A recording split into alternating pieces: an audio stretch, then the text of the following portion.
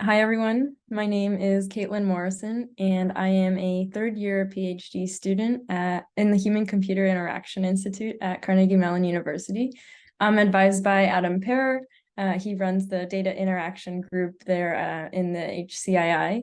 And today I'm excited to present my team's work about the impact of human explanation strategies on human AI visual decision-making, which was the first project that I did in my PhD and the first conference presentation that I will do. So I'm looking forward to hearing your feedback, any questions you have at the end of the talk. Okay, so identifying abnormalities in chest x-rays with AI is one example of human AI visual decision making. And in this high stakes context, there we go. In this high-stakes context, the accuracy and accountability of AI practitioners' predictions are vital. As such, decision makers need guidance, such as explanations about how and why certain predictions are outputted. And as such, several explainable AI techniques have been developed. For example, if a radiologist collaborates with an AI while analyzing this X-ray of a chest, we can show a saliency map to provide insight into which pixels contributed the most to the AI's classification.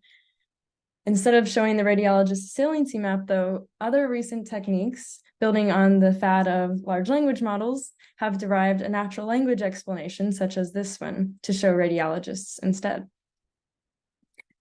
And while these are just two techniques from two different studies, it has been shown that saliency maps don't necessarily always align with human perception, and that natural language explanations may not always present clinically relevant or necessary information that will inform our decision-making. And so, as I said, numerous studies have suggested that explanations may not be helpful due to who they were designed for or what they were designed for. So let's imagine that we are creating explanations without regard to technical limitations.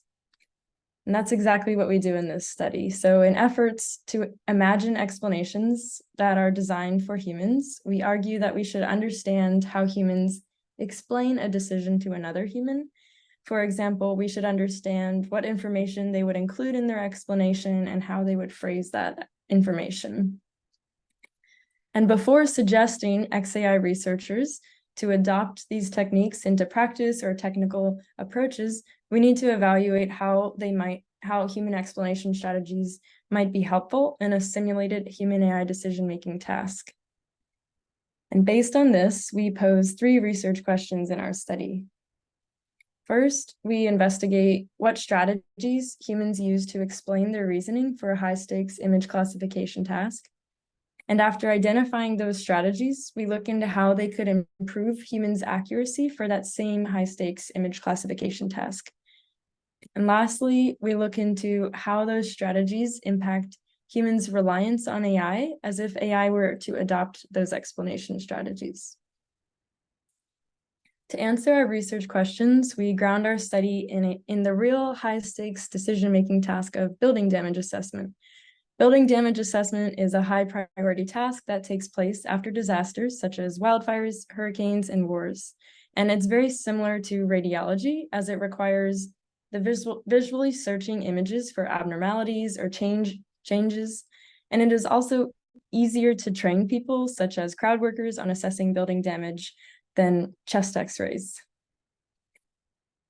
So after such disasters, loads of satellite imagery from before and after the disaster are gathered and analyzed by humanitarian aids to identify the extent of damage in order to request financial and medical aid from the governing entities, which is why this domain is really important to evaluate and investigate. In our work, we conducted a series of 2 studies where the goal of the first study is to identify explanation strategies that humans use in an image classification task by asking them to explain their decisions. And to validate whether these strategies should be adopted by XAI techniques, in a second study, we show those explanations from the first study to another group of people in a second study, as if those explanations were generated by AI. In the first study, we recruited 60 participants from Prolific and trained them on how to assess building damage in satellite imagery. After they went through the training module, they were tasked with assessing and explaining 10 different pairs of satellite images. We selected satellite images from the XView2 dataset from the Defense Innovation Unit, and these images contained either only a single damaged building or multiple buildings with the same damage level in order to make it easier for people to do their damage assessment. For the main task of assessing and explaining images, we created an interactive tool that participants could use to help them explore the pre- and post-disaster satellite images. The tool provided numerous annotation features, such as drawing free lines and shapes, and zooming in and out of the images so that they could try to identify where the buildings are and if they are damaged or not.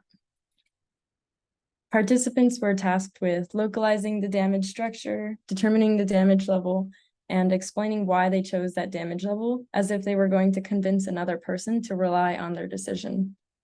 So let's walk through an example. First, we can circle the structure in the top here because it looks like the roof is missing. Then we can provide details describing what we circled in the evidence, such as saying the roof of this structure has mostly been torn off. Then let's provide details.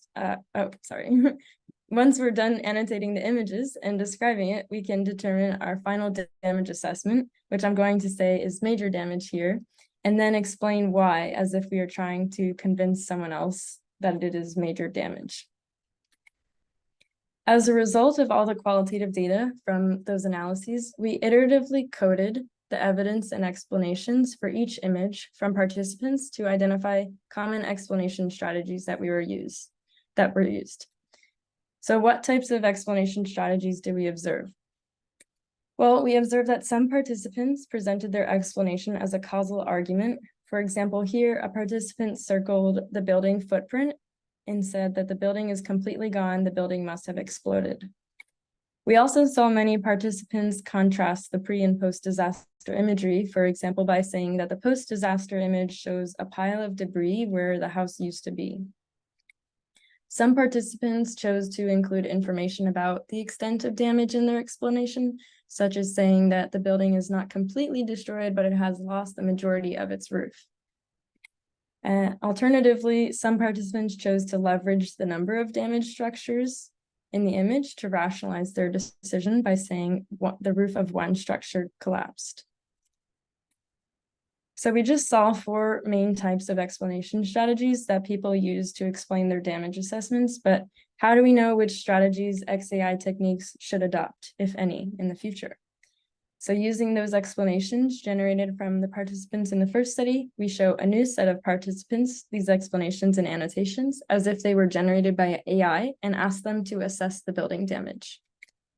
The aim of this second study is to evaluate those explanation strategies from the first study through a 5-stage process.